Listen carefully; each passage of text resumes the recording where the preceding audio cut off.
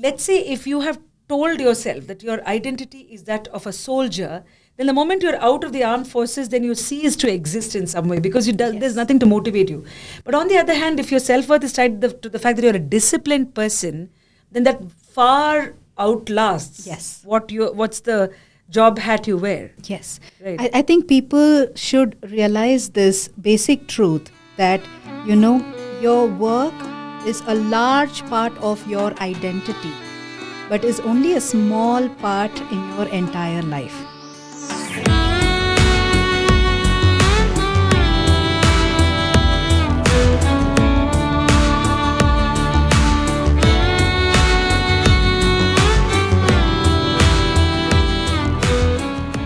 Partho Ganguly with us, who's been in the HR industry for 40 years now and went on to co-found in 2016 the Global Workforce Management Forum.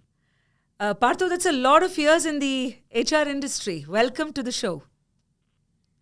Thanks a lot. Thanks a lot for calling me.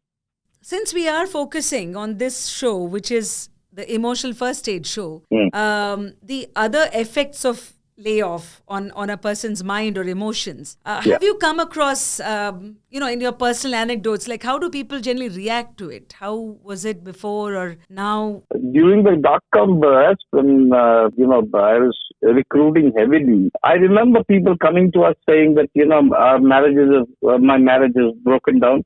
What do? I don't even know. Okay. So there was this big psychological burden that people used to carry.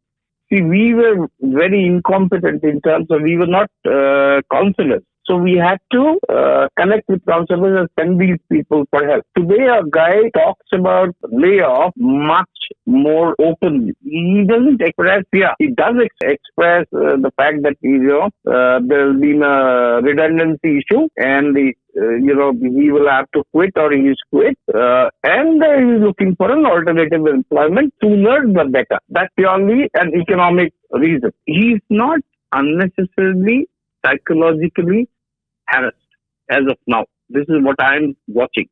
Right. And senior people, they're more or less okay to hang around for another 5-6 months because that's the kind of money they manage to keep for themselves and the family. They are willing to do that waiting to search for the right job. Yes. And companies are also very sensitive to these issues that are happening in employees' lives, and they are much more, empathetic towards people, hiring people who are being laid off. Yes, Mr. Partho, this is Sunita here. So I wanted to understand, since you have spent so many years in the field of HR, and people come to you not just for career issues, but also to discuss about their emotional terrain. So do you remember the first time you had an experience where people were opening up to you? What was it like? Some people feel confused, angry, frustrated, hurt also. Yes. Okay. So these are various kinds of emotions that I have seen people express. But the fearsome thing that we saw in the 2000s is no longer there. Have you seen people who have used the layoffs as a stepping stone or a springboard for doing something so totally different? Absolutely. See, there are people who took this opportunity of a layoff to go into something which was more of a hobby, and they decided to pursue a different career altogether. That's the reason to keep themselves happy. Okay, they've gone into a completely different career path. That is one. The other thing happening is that people have learned to complain less. They are now looking at things like upskilling themselves into a different skill area. A lot of people realize that, my skill is probably redundant. I will add something else. So you will see a lot of these edtech companies are doing great business. Whole lot of people are pursuing AI related stuff. People are learning metaverse and all of that. this is happening. Yes. So you've given us a very wholesome picture of how things used to be, how right now the industry is, and how people perceive it. And probably that's also part of self-preservation, that you don't really allow any hurt to seep in. You don't see the Yeah. layoff as a rejection of your contribution or your skill sets, and you move on. So I think Yeah. that's really a constructive way of looking at it. Thank you, Partho, for joining us on this My show. pleasure. My pleasure. Thank you. That was a very good discussion. And what he said about the industry maturing Right. was stood out for me. Sunita, I remember about 10 years back when a very dear friend of mine lost his job. He was a colleague. So I stayed in the sense he was the only one to be fired, so to speak. And I remember his hurt that everything was so impersonal, as if his work did not matter. Somehow, maybe there was a better way of conveying this layoff to a person. Yes, I think I know where this is coming from. Empathy means different things to different people. There's really no way you can sometimes decorate truth. The sooner it is delivered, the better. Take the example of a nurse. Who is a very efficient nurse is the one who just comes, gives you that shot, and then withdraws the needle and then goes about her business. The more you dilly-dally with the needle and then, And try to express find... sympathy. Yes, and express sympathy. It just doesn't make sense. I think the nature of the truth is, not so much into, how it's being delivered and, how personal it is. I think the focus should be more on, okay, this is my situation. How can I make it better from here? I think that's where the journey begins. That's where the actual pivot begins. I think one of the things that people expect is empathy, Sunita. I know where you are coming from. The nurse and that example, or even if you're pulling out a bandage, right, a band-aid, you just want it to be taken fast. You don't want somebody to just kind of play around and so be gentle. Just finish the damn thing is what you probably say. But the nature of shock, any psychological shock like losing a job or getting rejected by your loved one, the nature of shock is you go into a state of denial. Imagine empathy in any other form, no, Vasanti? Imagine, okay, I come and brush your hair and say, you know what, don't take it personally. You've done so much for this company and we're very proud of you. You are still going to be in a state of denial because at that time, that is your coping mechanism. And we are saying, we are not invalidating your feelings. You have every right to feel, I just became so insignificant and invisible to my own people, right? And you have every right to feel what you're feeling. But the fact is, there is really no way of, or no purpose in exaggerating truth. The sooner you hear it and you begin your journey, okay, how do I make my situation better? But it's also true that a lot of people attach their sense of self-worth to their professional identity. They are what their job or career is. And I think that is the right way to look at it. Yes, your productivity is equivalent to your self-worth. It contributes to your sense of self-worth. But what stresses people, is not about productivity. It's comparison. That's what stresses people when it comes about how they weigh their self-worth.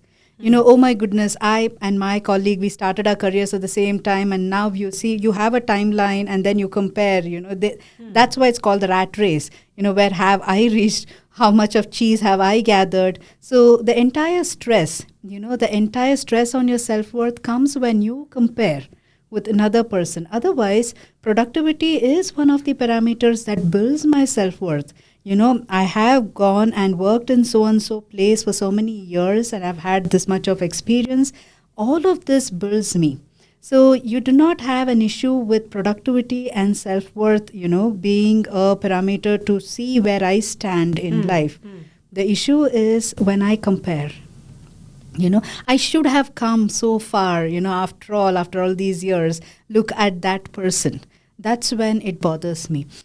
So little effort and look at where he has reached and see me where I'm struggling, right? I think there's also the point to be made, Sunita, about it's okay for productivity and self-worth to be linked, but for a job identity and self-worth to be linked may be problematic. Like, I remember reading this book where the author said that, let's say if you have told yourself that your identity is that of a soldier, then the moment you're out of the armed forces, then you cease to exist in some way because there's nothing to motivate you.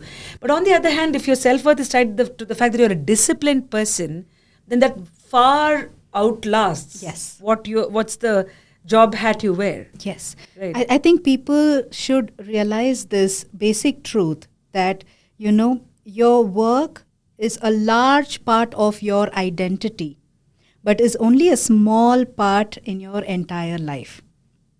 So in your profession, you are in the center stage. You know what you're doing and everything, you are in the center of the action that's happening. Okay. And there, yes, in your identity building, your profession plays a very important role. But then your profession only plays a small role in your entirety of life, because then it's not just your center of action. You have your child who is, aspiring to grow up. You have a ailing elderly person who's living with you. You have all the other characters that has to be accommodated, and how you weave them intricately into your own life. I think that's what counts. And in the context of layoffs, if I may say at this point, that same circle of life, that same ecosystem of whether your family, your neighbors, your friends and your child, they will get to know eventually that you have been let go of, that your company thought that, okay, fine, that's tada bye bye from us. So is there a way that you can convey this to the family and the larger circle? And secondly, how do I support the person who's been laid off? Right. I think this is a very important aspect. Right. Recently, I was speaking to a husband whose wife was, laid off with 1 month notice, and she was going through a lot of crisis. And he was a HR professional. So going through all the more, when you are back home, you are facing what you have made others face. So when he was sharing this is a very interesting aspect, to know how can I offer my support to the other person. Now, here's the thing. Men and women, we tackle stress very differently. Okay, when we are stressed, women like to speak about it.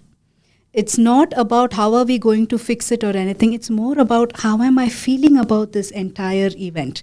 And that is why speaking to someone really helps. So at that time, if a man is sitting on the other side and say, why are we talking about it? Just leave it, let it be. It's going to sound alien to this person, and she would look at you and wonder, why did I even marry you? You hear these things coming up in conversations. Yes. And for men, it's very different. The way they deal with stress is very different. When they are stressed, they like to cut off. They do not like to speak about it.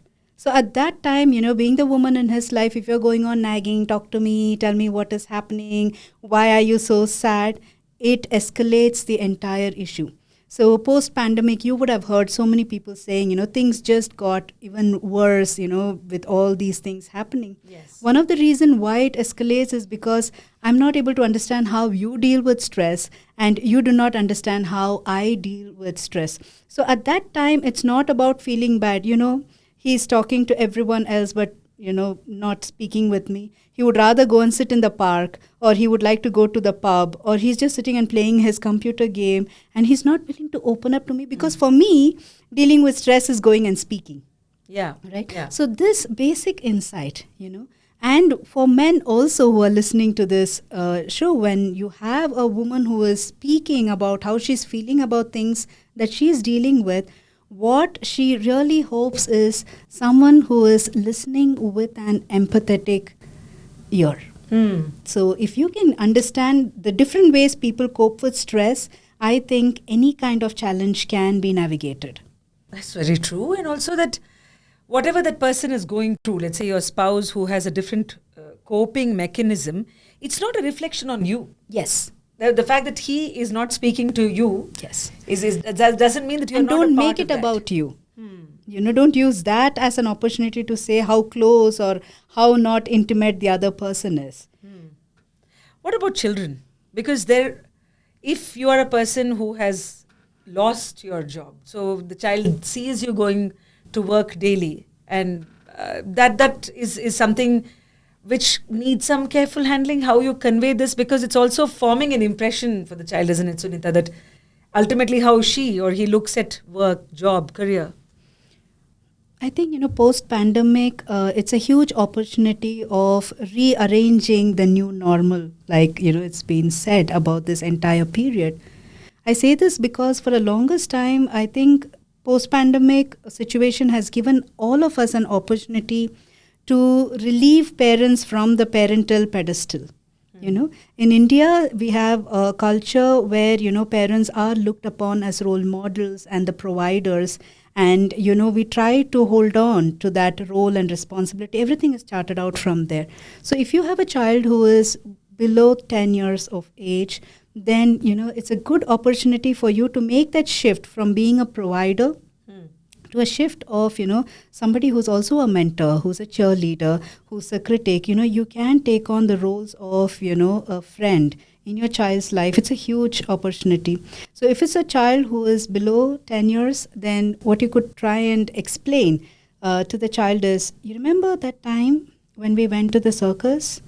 You, mama, and, the cousins, all of us, we went and we were so excited. And then when we went there, the show was closed. The show didn't happen. All of us felt so bad. It was so much of confusion. Nobody knew. We took the tickets, but then the show was not there. Is that very sad? And then you remember we all came back, but we all went and had ice cream instead. Do you remember that? And the child would be, yes, yes, yes. Similar to that, something has happened in Dada's life, So I went to try and do something, and that show just got closed. So I'm trying to figure out what else can we do. Do you have any suggestions? What else I can do? Probably you should just play cricket with me. And then to get into the child involved, and then, anything can be communicated to another human being. And if the child is above the age of 10, then deliver the truth, probably because the biggest burden would be that you would have made a promise. And right now you would not be in a situation to carry that explain that. This is a very good opportunity to introduce the adult world to your child, if they're in their teenagers, early teenagers. Then sit them down, like an adult, and you know what? Do you understand what is recession?